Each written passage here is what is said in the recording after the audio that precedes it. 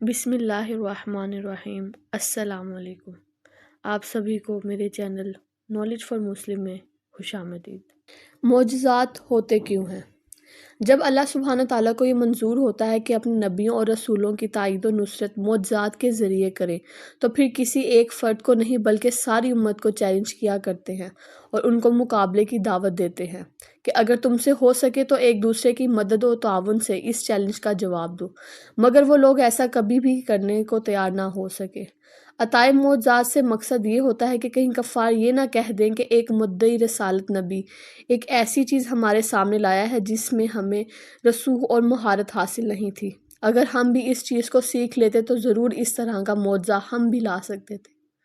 اس لیے اللہ تعالیٰ ان کے سامنے ایسی چیز لاتے ہیں جسے انہوں نے سیکھا ہوتا ہے، بلکہ اس میں انہیں کمال حاصل ہوتا ہے، پھر اس کے بعد اس چیز کا چیلنج کرتے ہیں لیکن وہ اس کا مقابلہ کرنے سے عاجز و قاصر رہ جاتے ہیں۔ چیلنج کرنے کا مطلب یہ ہوتا ہے کہ مخالفانہ قوتوں کو کچھ کر گزرنے پر مشتعل کرنا اور بھڑکانا، اور وہ مخالفانہ قوتیں کفار یا مومنوں کے علاوہ دوسرے لوگ ہوتے ہیں۔ لوگوں کو کھلا چیلنج کیا جاتا ہے تاکہ ان کے نفوس ہجوم میں مبتلا ہوں اور اس جیسا معجزہ لانے کی حد الوسیع کوشش کریں اور اس کے مقابلے کے لیے ہر ممکن طاقت استعمال کریں، بلکہ اس معجزے کے مقابلے کے لیے فوج جمع کریں۔ لیکن تمام تر کوششوں کے باوجود ہر قوم عاجز و بے بس ہی رہی۔ اس لیے حضرت صالح علیہ السلام کو ایک ایسے معجزے کی ضرورت تھی جس سے ان کی دعوت اور رسالت کی تائید ناقابل تردید حجت کے ذریعے ہو سکے۔ سب سے پہلے ہمیں یہ جاننا چاہیے کہ معجزہ ہوتا کیا ہے، معجزے کا مطلب کیا ہے، کیا معنی کیا ہے۔ معجزے کا معنی یہ ہے کہ اللہ تعالیٰ اپنے رسول اور پیغمبر کے ہاتھ سے ایک خلافت عادت امر ظاہر کرتے ہیں تاکہ اس کے ذریعے بات ثابت کی جا سکے کہ یہ پیغمبر واقعی اللہ عز و جل کی طرف سے مبعوث ہے، یہ اپنے دعوے رسالت و نبوت میں سچا ہے۔ پھر وہ پیغمبر اپنی قوم سے کہتا ہے میں تمہیں اس چیز کی خبر نہیں دیتا جس میں تمہیں کمال حاصل ہے، بلکہ میں ایسی چیز لایا ہوں جس کو تم نہیں لا سکو گے، اور میں تمہیں چیلنج کرتا ہوں کہ تم سب مل کر ایک دوسرے کی پشت پناہ بن کر اس کا مقابلہ کرو اور اس طرح کی چیز پیش کرو، تم کبھی بھی اس طرح کا معجزہ پیش نہیں کر سکو گے، اور یہ بات میرے اللہ کی طرف سے مبلغ ہونے کی سچی دلیل ہے۔ اگر تمہیں میرے سچے ہونے پر دلیل کی ضرورت ہے تو جو باتیں میں کہتا ہوں اس کے متعلق تمہیں کوئی شبہ ہے۔ ہم صالح علیہ السلام کا ذکر کر رہے تھے جنہیں اللہ تعالیٰ نے قوم سمود کی طرف مبعوث کیا۔ قوم سمود بت پرست تھی۔ سمود ایک شخص کا نام تھا جو چوتھی پشت میں حضرت نوح علیہ السلام سے ملتا ہے۔ اس شخص کی اولاد بعد ہلاک ہونے عاد کی قوم کے عرب کے ملکوں میں پھیل گئی تھی اور ان ملکوں کی مالک ہو گئی تھی، اور ان کا ملک اصلی یعنی وطن شام اور حجاز کے درمیان میں تھا، اور ان کے شہروں میں سے جو شہر شام کے قریب تھا نام اس کا حجر تھا، اور جو شہر حجاز سے ملا ہوا تھا نام اس کا واد القرا تھا، اور ان دونوں کے درمیان میں 1700 بستیاں یعنی گاؤں اور قصبے اور شہر ان کے تصرف میں تھے، اور بستی میں سنگین عمارتیں بنائی گئی تھیں اور کھیتی باڑی کرتے تھے اور کنویں اور تالاب کھودتے تھے، لیکن اس زمین میں پانی کم تھا اور پتھر کے سبب سے کنووں اور تالاب دشواری سے کھودا جاتا تھا، اور اکثر مال ان کا عمارت کے بنانے میں اور باغوں کے لگانے میں اور پتھر تراش کے مکان بنانے میں اور کنویں اور تالاب پہاڑوں کے اندر کھدوانے میں خرچ ہوتا تھا، یہاں تک کہ بڑے بڑے سنگ تراش کاریگر پہاڑوں پر عمارتیں منقش تراشتے تھے۔ اللہ تعالیٰ نے اس قوم کی ہدایت کے لیے حضرت صالح علیہ السلام کو بھیجا، چنانچہ صالح علیہ السلام نے اپنی قوم سے فرمایا، ترجمہ: اے میری قوم، تم صرف اللہ کی عبادت کرو، اس کے سوا کوئی تمہارا معبود ہونے کے قابل نہیں۔ صالح علیہ السلام نے بھی اپنی قوم سے وہی بات کہی جو ہر نبی اپنی قوم سے کہا کرتا ہے۔ اس کلمے میں کبھی تغیر و تبدل نہیں ہوا، یعنی اللہ کی عبادت کرو، اس کے سوا تمہارا کوئی معبود حقیقی نہیں۔ صالح علیہ السلام کی دعوت قوم کے لیے حادثاتی تھی، اس لیے کہ صالح علیہ السلام نے ان کے معبودوں پر الزام لگائے تھے اور یہ فرمایا کرتے تھے کہ تمہارے یہ بت بے حیثیت اور بے قدر و قیمت ہیں، اور ان کو بت پرستی سے منع کیا کرتے اور انہیں اللہ کی وحدت کی عبادت کی طرف دعوت دیتے۔ صالح علیہ السلام کی دعوت ان کے معاشرے میں ایک زبردست زلزلہ ثابت ہوئی۔ صالح علیہ السلام نے ان کے مابین دانا و عقل مند اور نیک و صالح مشہور تھے۔ نزول وحی اور بعثت سے پہلے انہیں بڑا مرتبہ حاصل تھا۔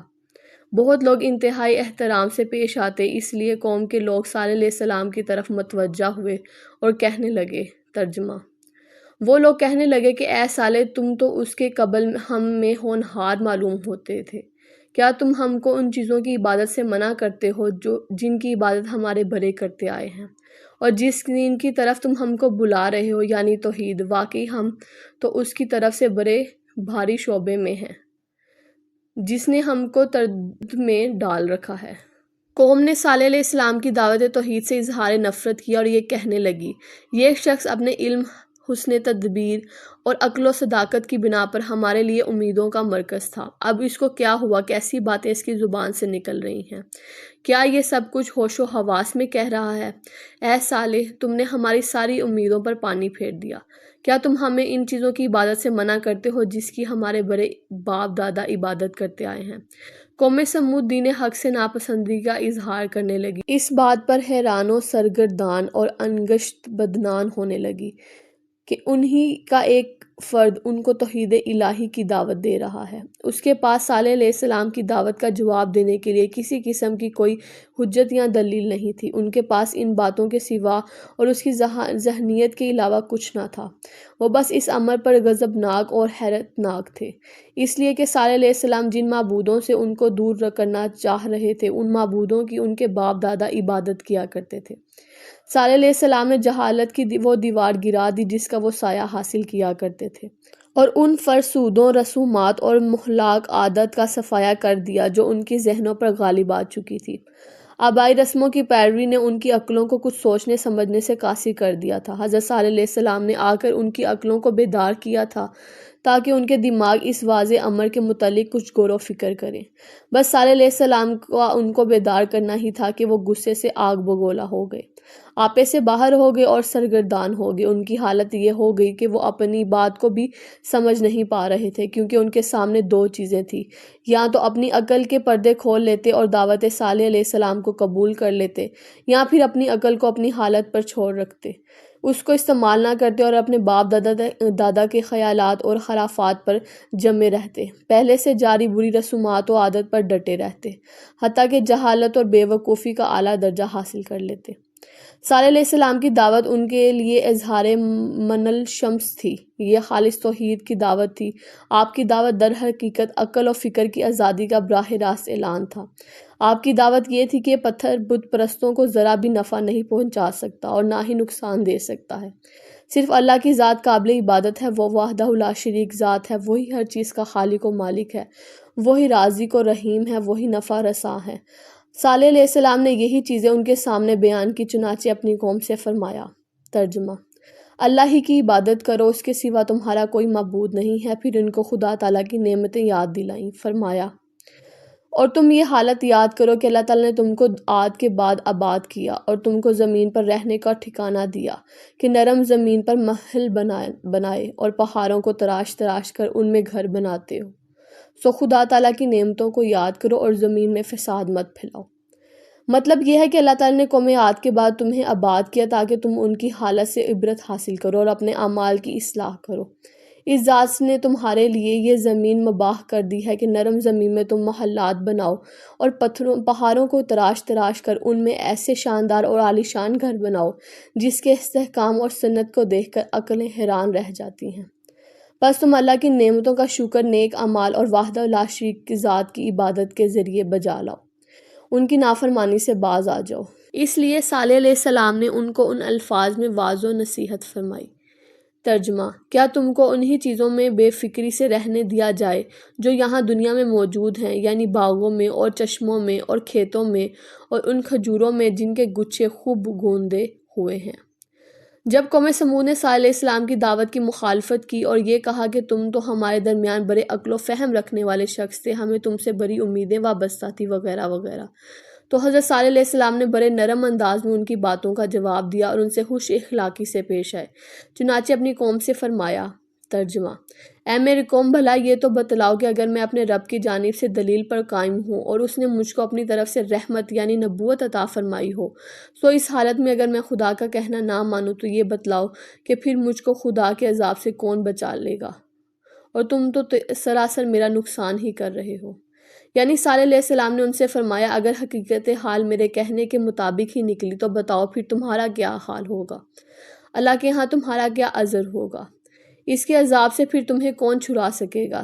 تمہارا حال یہ ہے کہ تم مجھ سے مطالبہ کر رہے ہو کہ میں تمہارے اطاعت خداوندی کی دعوت دینا چھوڑ دوں۔ یہ میرے لیے ناممکن ہے، کیونکہ توحید کی دعوت دینا میری ذمہ داری ہے۔ اگر بالفرض میں اپنی ذمہ داری کو ترک کر دوں تو پھر اللہ کے عذاب اور اس کے غضب سے مجھے نہ کوئی بچا سکے گا اور نہ ہی میری کوئی مدد یا حمایت کر سکے گا۔ لہٰذا میں تمہیں وحدہ لا شریک ذات کی طرف دعوت دے رہا ہوں، یہاں تک کہ اللہ تعالیٰ ہمارے درمیان کوئی فیصلہ کر دے۔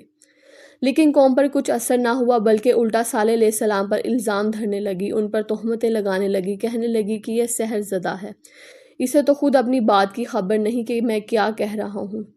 یہ جو توحید اختیار کرنے اور بت پرستی چھوڑ دینے کی دعوت دے رہا ہے، اس کی حقیقت تو یہ خود نہیں سمجھتا۔ قوم سمود اسی طرح کے الزامات اور اعتراضات ان پر کرنے لگی اور ہر وقت ان کی مخالفت اور ان کے معارضہ اور مقابلہ کرنے لگی، اور دوسری طرف صالح علیہ السلام ان کو دن رات دعوت دیتے رہے اور ہر طرح سے ان کو سمجھاتے رہے کہ شاید یہ لوگ بت پرستی سے باز آ جائیں اور توحید کی دعوت کو قبول کر لیں۔ حضرت صالح علیہ السلام نے ان سے کہا کہ تم اللہ تعالیٰ سے استغفار کر لو، ہو سکتا ہے وہ تمہارے گناہ بخش دے۔ اللہ سے توبہ کر لو، بت پرستی کو چھوڑ کر صرف اس کی عبادت اختیار کر لو۔ اگر ایسا کرو گے تو اللہ تعالیٰ تمہاری توبہ قبول کریں گے اور تمہیں معاف کر دیں گے۔ صالح علیہ السلام نے ان سے یہ بھی فرمایا، ترجمہ: بے شک میرا رب اس شخص سے قریب ہے، قبول کرنے والا ہے۔ لیکن یہ ساری فہمائش بیکار ثابت ہوئی۔ صالح علیہ السلام نے محسوس کیا کہ اب ان کی ہدایت کا معاملہ مشکل ہو گیا ہے۔ میں جب بھی ان کو توحید کی طرف بلاتا ہوں، یہ بھاگتے جاتے ہیں، مزید سرکش ہوتے جاتے ہیں اور بات بات پر جھگڑتے ہیں۔ کوئی حجت اور وضاحت ان کے لیے کارگر ثابت نہیں ہو رہی۔ پھر وہ دوسری جانب اللہ تعالیٰ نے ان میں سوچنے کی صلاحیت کو بھی ختم کر دیا ہے۔ اب یہ لوگ کسی امر میں غور و فکر کرنے کے قابل نہیں رہے۔ اب تو صرف اللہ تعالیٰ کی طرف سے کوئی معجزہ ظاہر ہو جو ان کو عاجز کرے اور ان کی بولتی زبانوں کو بند کر دے، پھر ان کے زبانیں کبھی بھی فضولیات بکنے کے لیے حرکت نہ کر سکے۔ خدا کی قدرت قوم سمود کی زبان سے ہی ان کا حل نکل آیا اور وہ کہنے لگے، سو کوئی معجزہ پیش کرو اگر تم دعوے نبوت میں سچے ہو۔ یعنی قوم سمود نے حضرت صالح علیہ السلام سے کوئی ایسا معجزہ پیش کرنے کا مطالبہ کیا جو ان کے دعوے نبوت اور پیش کردہ دین حق کی صداقت پر دلیل ہو۔ پھر کیا تھا؟ اونٹنی کا معجزہ پیش ہوا، جس کی تفصیلی وضاحت میں اپنی اگلی ویڈیو میں آپ کو سناؤں گی۔ اگر آپ کو میری ویڈیوز پسند آتی ہیں اور مزید اس طرح کی ویڈیو دیکھنا چاہتے ہیں تو میرے چینل کو سبسکرائب کریں اور میری ویڈیوز کو لائک اور شیئر کریں۔